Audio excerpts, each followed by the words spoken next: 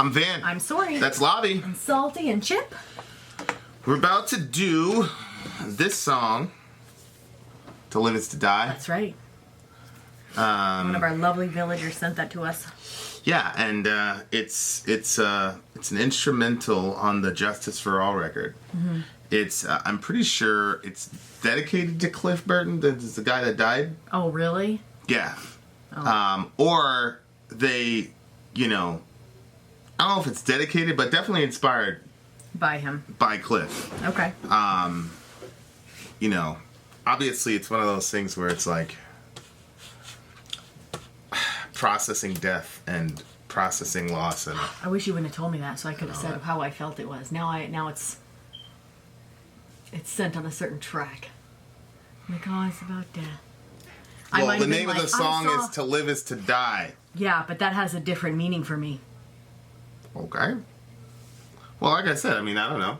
Well, no, it has a different meaning to me because of Christ. That's why. So I didn't necessarily see it as that. Huh? To live is to die, and to die is gain. Like, that thing What? that's... That quote? There's no quote that says yes. that. To live is to die?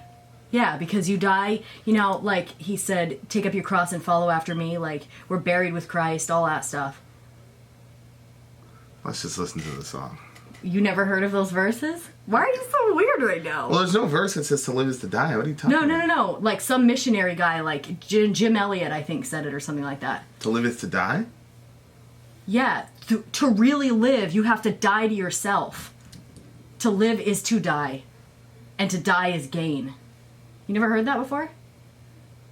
Let's just listen to the song. Well, it was very inspirational for me as a teenager, so... There's nothing in the Bible that says that. I didn't say it was in the Bible. It was based off of stuff in the Bible. Okay.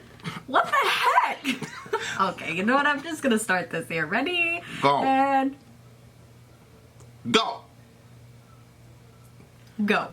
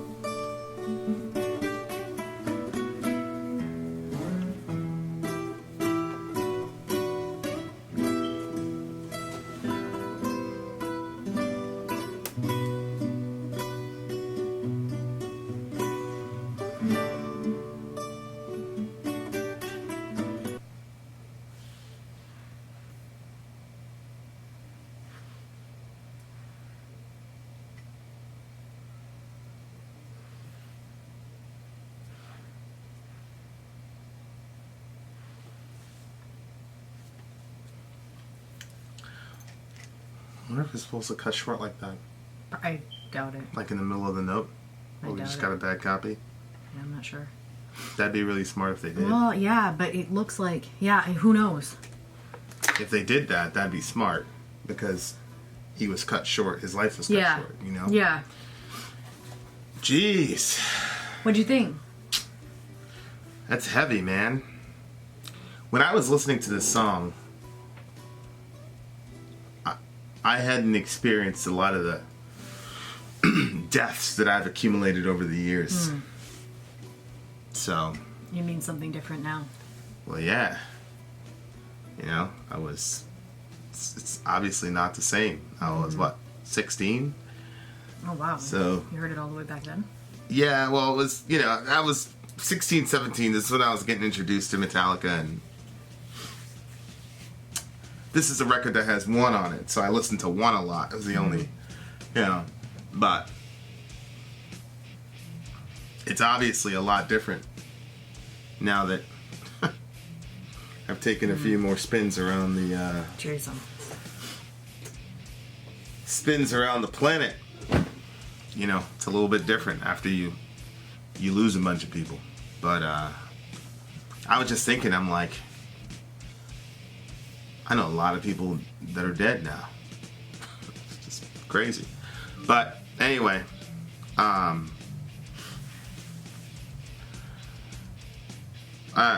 What did you think? I liked it. I thought it was very well done. For me, like, the music always, like, says different things, and so there was a bunch of different transitions in there for me. And so I actually jotted it down so I wouldn't forget the order of what I got. Yeah. So, like... Sori's getting all academic and shit. That little, like, the same thing that they had at the ending. Yeah, that. To me, that has, like, the feeling of, like, everything's good, like, whatever. And then all of a sudden, that was, like, abruptly stopped. And, like, something else started. And so, like, I was like... okay, like, everything's good, and then there was, like, sudden change, you know what I mean? Like, when all of a sudden, like, stuff was changing, and then it seemed like everybody was just playing their instruments just hard, like, everything was hard, and so I was like, I wonder if that's, like, the anger, that goes along with when you lose somebody, and then it seemed like it switched to, like, something that seemed, like, inspirational, but inspirational in sort of a... like, how people be like, R.I.P. and they'll, like, pour out a beer, or, like, it was like that, like, just playing the music and using the music as a way to, like, honor him, and, you know what I mean? Like, it seemed like it kind of switched to that. Then the notes kind of seemed like they stayed with that same theme, but then they kind of went lower down, so it seemed like it was, like, at first they were playing with, like, their strength, and then it kind of felt like it switched to, like, kind of like a sad... same, like, honor, but, like, sad, like, because we're honoring, the reason that we're honoring you is because we're sad, because he's gone. And then it seemed like that there was, like, that it sounded like that they were, like, missing him, but that he, like, but there was, like, so, like, there was, like, the sad sound that was there, but then there was also the, like, I don't know, like, the happier, like yeah, it was inspirational, heavenly sort of sound mixed in with it. Yeah. So I didn't know if that was like, okay, we miss you, but like, people be like, he's gone on to a better place. Like, I didn't know if it was like the communication of that. It looked to me like, we miss you, but we got to keep going because this is what you'd want us to do. Mm-hmm. You'd want us to rock, and it was like, we're gonna keep moving. Yeah. And I think that that's important. Yeah, and then they go into like some like really good playing after that, which was like you said, like them, like either them moving on, or to me it was like I was thinking maybe that was like, okay, like there was the sad, then there was like him going, maybe he's at a better place, and then maybe he was like, maybe they were like, oh, like he's playing for the with the A and Soph, you know what I mean? Like, so maybe it was them moving on, but also recognizing that like he was in a spot like, oh, he's probably playing his guitar. People always have these thoughts of what the person's doing. Yeah. Like. Yeah.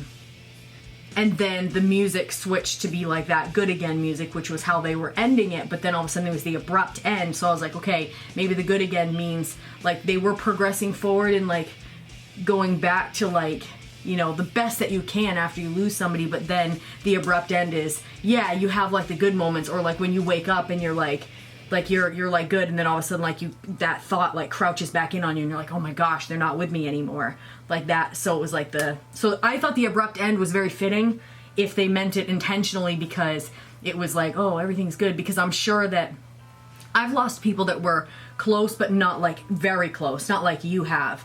And so even the people that were like close, like I was around my, well, we called her Meme, but she was like a grandmother. She lived literally in our backyard. Her house was like walking distance. We spent time with her every single day, basically. And when she passed away, it was hard. I kept dreaming about her and stuff like that. But like, there's that, like, you'd be having a good day, and then all of a sudden you remember, oh my gosh, Meme's not here anymore. And it, like, would hit you, you know? So, like, the abrupt end to me was like, oh, everything's good, but then that, oh my gosh. So, and I'm sure that, you know, like, that doesn't happen to me anymore about Meme. I'll be like, sometimes I'm sad about it, but it doesn't hit me like a gut punch. But I haven't had, you know, like, what you've had, or what, you know, some of our listeners have had, like, my Meme was old. You expect people old to eventually pass away. So yeah, there isn't many worse things in the world than watching young people grieve the death of a young person. Yeah, I bet. Because it's just it's very difficult. You have this feeling that it should not be this way. It's just difficult because they don't have the equipment to manage that type of a significant loss. Oh gosh. So it's very hard to watch them. I mean, it's hard to be a part of it. I remember, you know, the first time.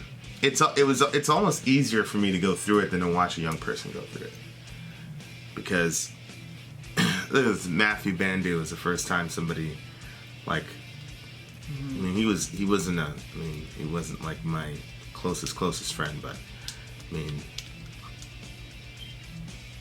the here and the not here, I just talked to him, I was just in front of him when we were checking in for school, and the whole, how he was running up to help somebody. Just running up to help his friend because somebody were going to jump him, and it's extremely difficult to watch young people go through that with their friends. You always, you know, think you're gonna, you know, whatever. Even people who are going into dangerous situations, you just think that you and your buddies are going to be an exception. It's like that thing we were listening to with Hardcore History, where the British military came up with the smart idea of having everybody in the same neighborhood in the same unit, because you automatically already had that camaraderie and that brotherhood. Yeah, oh my gosh. Of course, the other side of that is that you know, the whole neighborhood. The whole fucking neighborhood is going to be in mourning if one mortar falls, you know, whatever. Good plan. But at the same time, like, they'll fight like hell for each other. Yeah. More than normal. That, I don't think that's right. Well, I mean, it's not nice for the families back home, but yeah. I mean, it's they'll fight like hell for their friends, you know. And then if their friends die, they become hard motherfuckers, you know. So yeah, it's tough, but the whole concept of moving on and all of that is a strange terminology to me. I haven't moved on from any of the people that are close to me that have died. And I never will. I don't even, like,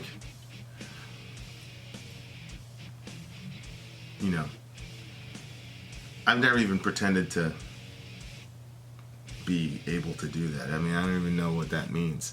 Like, yeah, but maybe if it was like a grandmother or like somebody that you like expect. Well, yeah, if they went in the and you know, right. I had a grandmother that she was like 95. Yeah. You know, it's like, well, yeah. I mean, you know, when you had a full life, you do what you needed to do. You know, it's, you know. I think my mother was close to 86 or 87 or something like that. I don't even want to be 95. So it's like, you know, so it's like, but the other people that, you know, I'm never going to move on from those people. Mm-hmm. So, you know, I don't know, like, I mean, there's a reason the Bible says that the death has a sting to it. Mm-hmm. And, you know, I'm not sure who death is stinging at this point. the person dead or the people, left behind.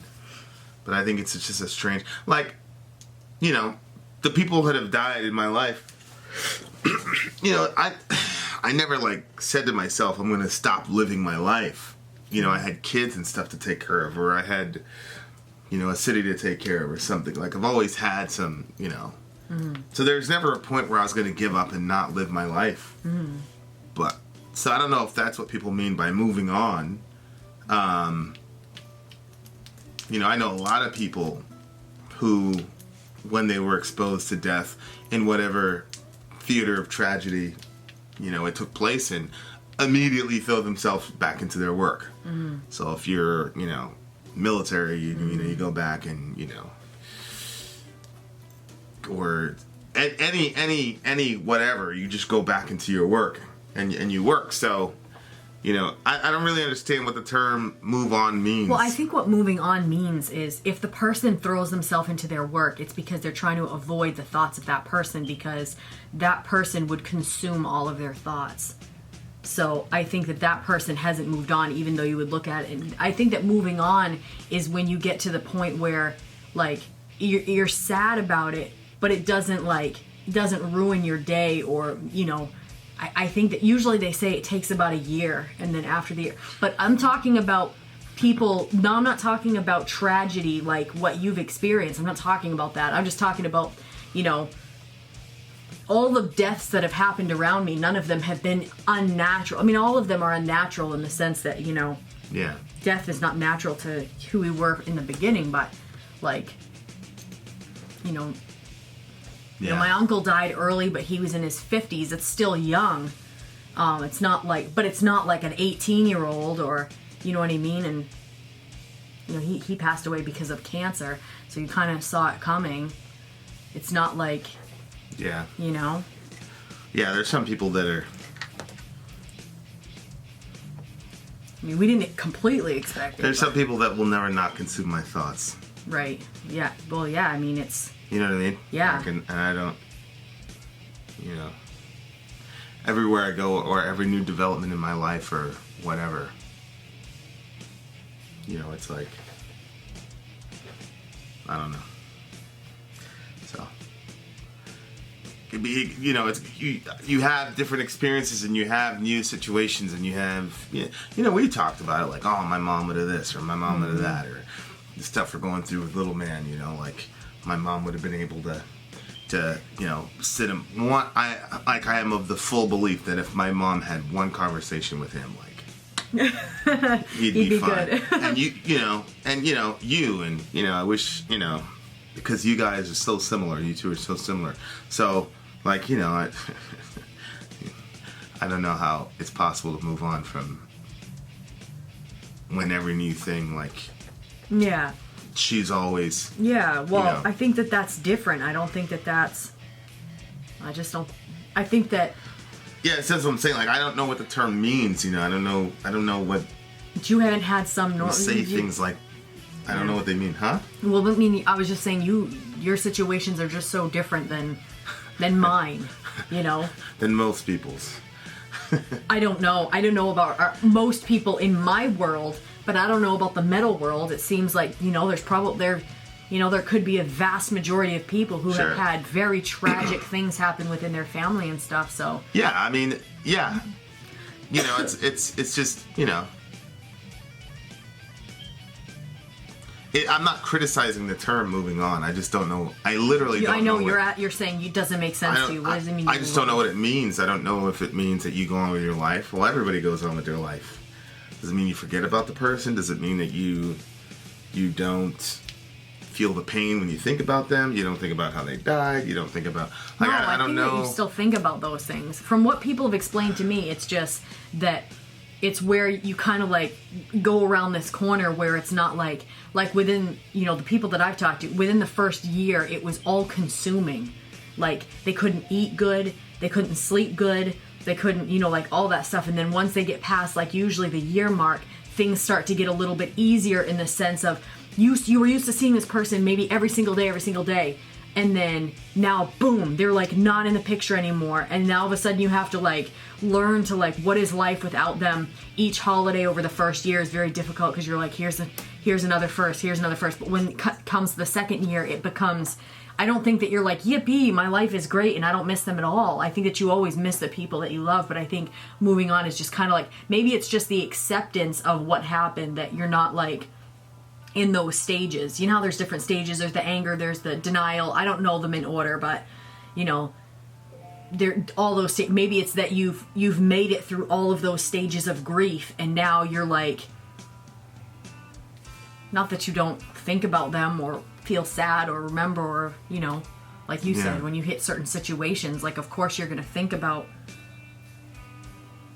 you know, my cousin, when her dad died, you know, like she wasn't married, so of course when she got married, I'm sure she was thinking about her dad, that he would have been giving her away when she had her kid, you know, like all those things, you're gonna think about those things. So there's gonna be reminders, and there's gonna be sorrow mixed with joy.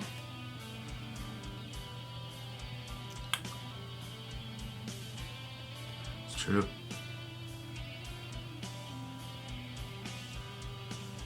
Good song. Mm-hmm.